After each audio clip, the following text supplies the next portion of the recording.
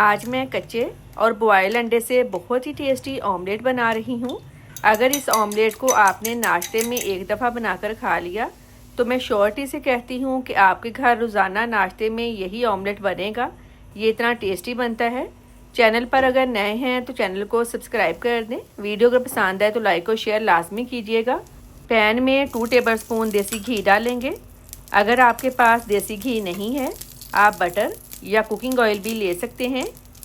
अब इसमें 2 medium size के प्याज चॉप करके डालेंगे। प्याज को जस्ट सॉफ्ट होने तक फ्राई करना है, कलर चेंज नहीं करना। प्याज सॉफ्ट हो गए हैं। एक मीडियम साइज़ का टमाटर काट कर डालेंगे, मिक्स कर लें।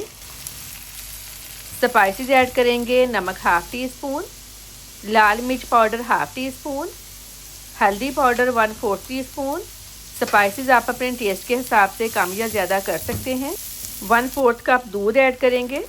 दूध डालने से एक तो क्रीमी टेक्सचर आएगा और दूसरा ऑमलेट फुल हेल्दी बनेगा।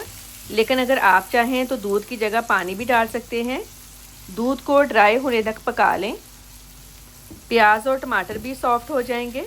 और मेरे सारे व्यूवर्स का बहुत शुक्रिया, आप मेरी रेसिपीज़ पसंद कर रहे हैं। 3 अंडे लिए हैं, इनको बाउल में डालेंगे, अच्छी तरह से फेंट लेंगे।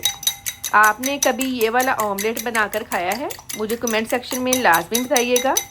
अंडों को अच्छी तरह से फेंट लिया है। मिक्सचर को पैन में अच्छी तरह से फैला लें।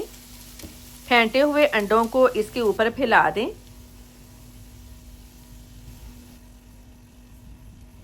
एक बॉयल अंडा ग्रेट करके डालेंगे ताकि ऑमलेट दिखने में भी खूबसूरत लगे। दूसरे बॉयल अंडे को स्लाइस में काट कर इस तरह से रख दें। अगर आपने अंडा ग्रेट करके नहीं डालना तो दोनों अंडों को स्लाइस में काट कर इसके ऊपर रख दें।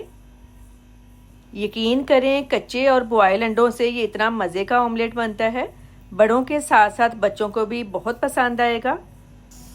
अब इसके ऊपर हस्बे ज़रूरत सब्ज़ मिर्च, फ्रेश धनिया, क्रश चिली, काली मिर्च डालकर लो फ्लेम पर 5 मिनट के लिए कवर कर दें ताकि अंडे पक जाएं। ज़्यादा नहीं पकाना वरना मसाला नीचे से जल जाएगा। लें जी, ऑमलेट रेडी है। अब इसको पीसीज में काट कर प्लेट में सर्व करें। चपाती, पराठे या फिर ब्रेड के साथ खाएं, आपको बहुत मज़ा आएगा। कमेंट करके लाजमी बताइएगा आपको मेरी आज की रेसिपी कैसी लगी है। दुआओं में याद रखिएगा। आपके कीमती वक्त का बहुत बहुत शुक्रिया। अल्लाह हाफिज़।